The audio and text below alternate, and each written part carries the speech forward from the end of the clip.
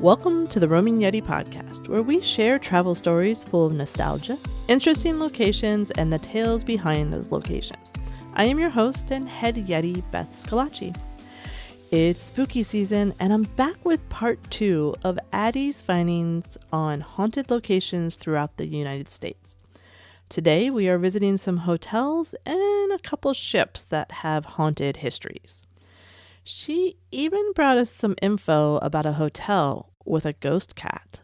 You ready to get scared? Let's roam. Let's start this episode in Colorado with a visit to the Stanley Hotel in Estes Park, Colorado. Now, this one may be familiar to a lot of you. This hotel was built by Freeland Oscar Stanley, who was the co-inventor of the Stanley Steamer automobile. Not the carpet cleaning company, the automobile. And it opened in 1909. Architect T. Robert Weiger, not sure, designed the hotel in a colonial revival style, and it featured a grand Georgian facade and stunning interior woodwork. Now, the reason a lot of you have heard of this, and it's probably the most famous aspect of the Stanley Hotel, is its association with Stephen King's horror novel, The Shining. In 1974, Stephen King and wife, Tabitha, stayed at the hotel during its off-season. Now, King's stay at the hotel and the eerie, desolate atmosphere he experienced during that off-season inspired him to write The Shining, which was published in 1977. The book was later adapted into the iconic 1980 film by Stanley Kubrick. Now, the Stanley Hotel is known for its reputation as one of the most haunted hotels in the United States, and guests and staff have reported various paranormal experiences over the year. It is said that the hotel is haunted by the ghost of its former owner, F.O. Stanley, and his family. Visitors have reported seeing strange lights, hearing disembodied voices, and even feeling like unseen hands are touching them. Now, this hotel is situated in the picturesque Rocky Mountains, and it offers breathtaking views of the surrounding landscape. It offers guided tours, including ghost tours, that really delve into the hotel's haunted history. And the hotel hosts various events and activities, including psychic fairs, Halloween parties, and just some other special events focused on its paranormal reputation. Now, staying with haunted hotels, let's check into the Crescent Hotel in Eureka Springs, Arkansas.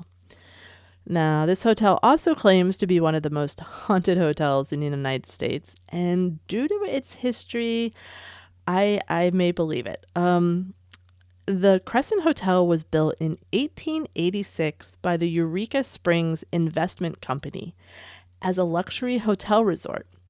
And it was constructed on West Mountain to take advantage of the area's natural springs and the burgeoning popularity of Eureka Springs as a spa town. So, architect Isaac S. Taylor designed the hotel in the Queen Anne architectural style, and it's characterized by its intricate woodwork, its turrets, and just a Victorian era charm.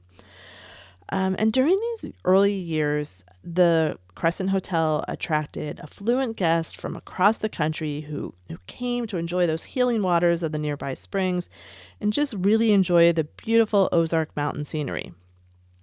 But here's where things took a turn for the worse for this poor building. In 1908, the Crescent Hotel went bankrupt, and it changed ownership several times over the following decade. And it was during this period that it had its most significant transformation. So in 1934, it was purchased by Norman G. Baker.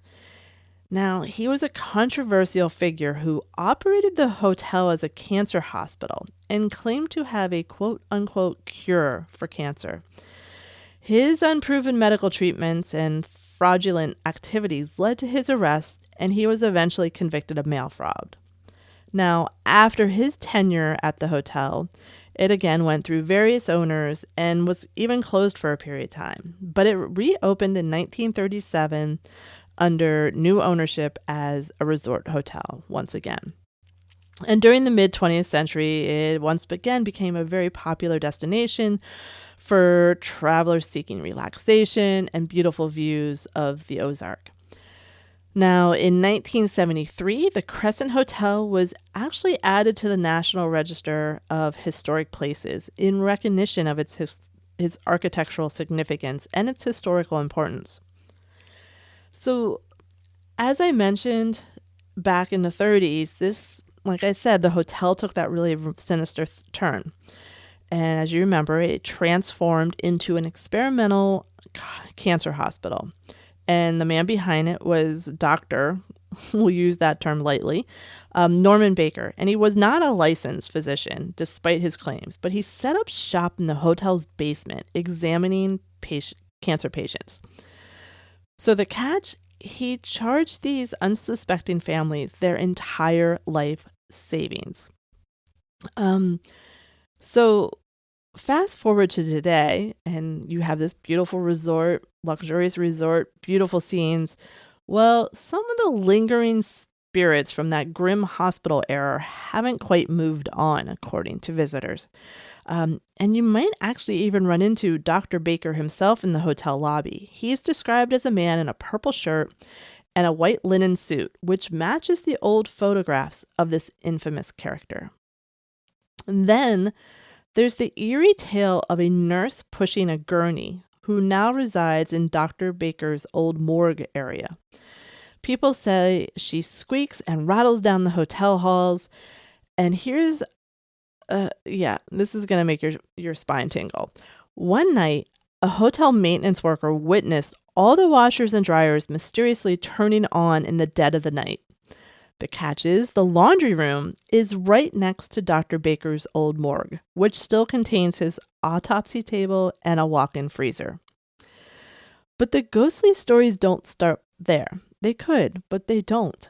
Housekeepers have reported meeting Theodora in room 419. She introduces herself as one of Dr. Baker's former cancer patients and then mysteriously vanishes after exchanging pleasantries. And lastly, let's tell a story from Steve Garrison, who is a cook at the hotel. Poor guy. He's been through it. So he had two strange encounters in the kitchen of the hotel's crystal dining room. And one morning he was chopping away at vegetables. He looked up and saw a little boy with old-fashioned clothing and knickers, complete with pop bottle glasses, playfully skipping around the kitchen. On another morning, when Garrison turned on the lights to start his day, a freaky incident occurred. Some or all of the pots and pans came flying off their hooks. So I hope Steve got a raise, because I don't know that I'd keep showing up into the kitchen for that. But the Crescent Hotel just has so many of these ghostly stories to tell. And of course, they hold tours in the historic place throughout the year. And it really is a place where history, mystery, and sort of the supernatural come together in one spooky package. So a really interesting place that I know I had never heard of. And now for the last hotel on the list. I'm going to start researching hotels more when I go to visit, just to see how many are haunted. But this one is the Jerome Grand Hotel in Jerome, Arizona. And it was built in 1927 as the United Verde Hospital, the fourth and final hospital in Jerome, Arizona. And it was owned by the United Verde Copper Company, which later became Phelps Dodge Mining Corporation.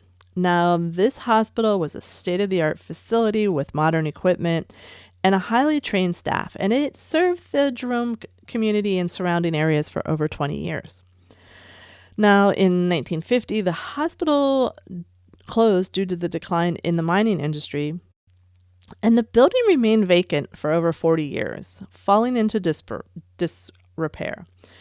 But in 1994, a new owner purchased the building and began to renovate it into a hotel. So the Jerome Grand Hotel reopened in 1996 and has been a popular tourist destination ever since.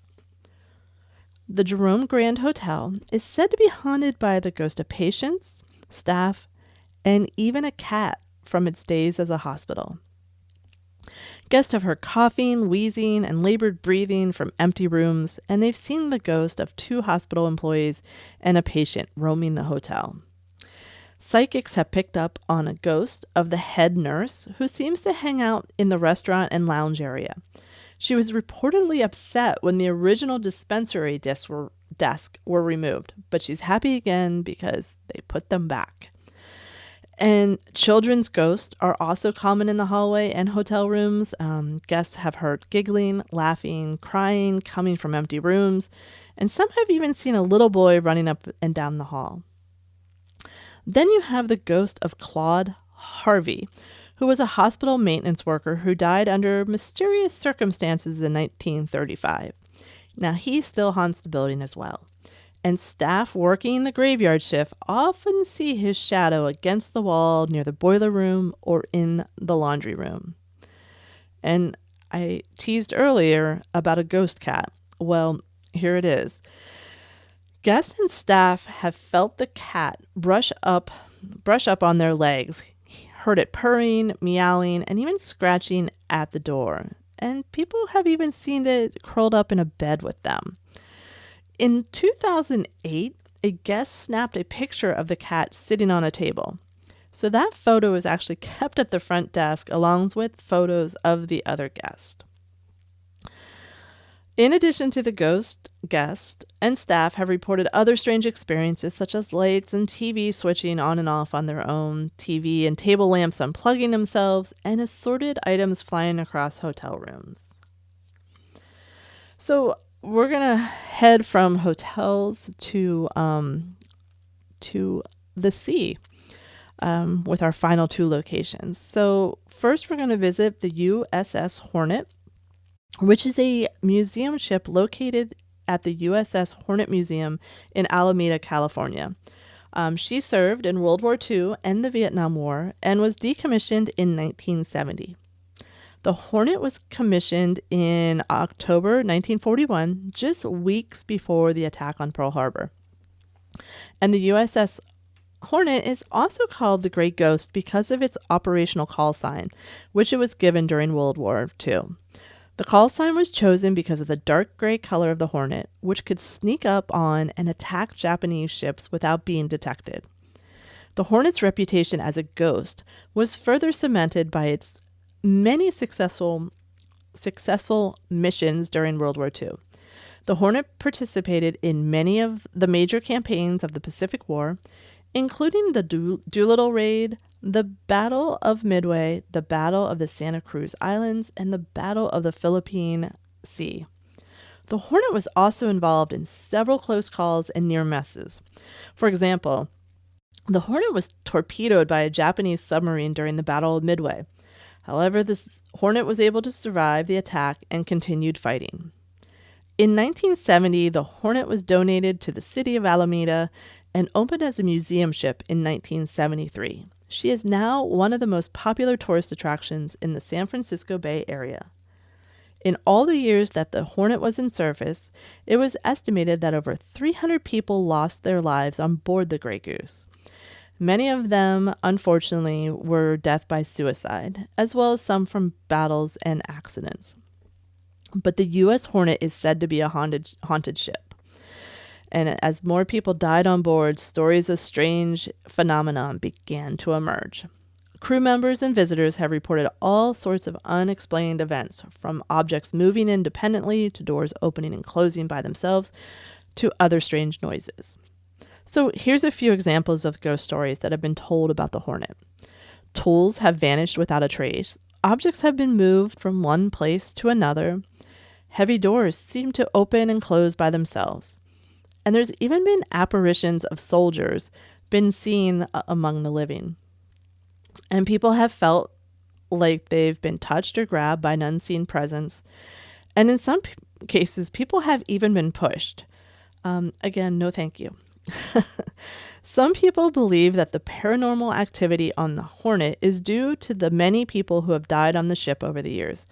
Others believe the paranormal activity is due to the ship's long and rich history. Whatever the reason, the U.S. Hornet is a very unique haunted place, and it is a place where visitors can learn about the ship's history as well as experience the paranormal for themselves. Last but not least, let's head south down the California coast to the Queen Mary, which is a retired British ocean liner that has been moored in Long Beach since 1967. It was built in the 1930s and was one of the largest and most luxurious ocean liners of its time. The Queen Mary served as a troop ship during World War II, and it is estimated that over 800,000 people traveled on the ship during the war. After the war, the Queen Mary resumed its transatlantic passenger service. However, because of the rise of air travel in the 60s, it led to the decline in ocean liner travel. And it was retired then in 1967 and sold to the city of Long Beach.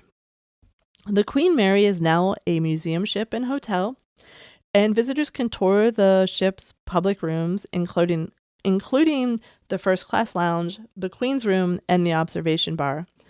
Visitors can also stay in one of the ship's 346 staterooms. Now, the Queen Mary is also known for its haunted reputation, and there have been numerous reports of paranormal activity on the ship, including sightings of ghosts, hearing disembodied voices, and feeling unexplained cold spots. Two of the most popular spots for ghosts are the first class and second class swimming pools. The first class pool has been closed for over 30 years, but people still report seeing women in 1930s style swimming suits walking around the pool deck. Some people have even heard the sounds of splashing and seen wet footprints leading from the deck to the changing room.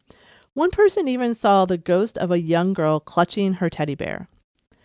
In the second class pool room, people have seen and heard the ghost of a little girl named Jackie. She is said to have drowned in the pool when the ship was in service, and her voice and laughter have been captured in the pool room. However, one paranormal investigator says that no known drownings have ever occurred on the ship, but she believes Jackie is there anyway. In the Queen's Salon, which was once the ship's first class lounge, people have seen a beautiful young woman in white evening gown dancing alone in the shadows, not the showers, shadows, sorry. And people have seen a tall, dark-haired man, again in 1930s style suit, in several first-class staterooms. They have also heard water running, lights turning on in the middle of the night, and phones ringing early in the morning with no one on the other line. People have heard a baby's cry in the third-class children's playroom, and this is thought to be the ghost of an infant boy who died shortly after his birth. Now, if you visit in October, you can actually attend an event called Shacktoberfest. Yes, that's Shaq. Shaquille O'Neal has a month-long event there. It's a Halloween festival. It has haunted trails, live entertainment, carnival rides, food and drink. It looks like a lot of fun. So if you're going to be out there in October and you dare, check that out. I mentioned this in the last episode, but I feel it needs repeated. A lot of these locations that I just went over, we sort of had fun and talked about them, but a lot of pretty horrible histories have taken place at these places. And, people have lived there and unfortunately died there.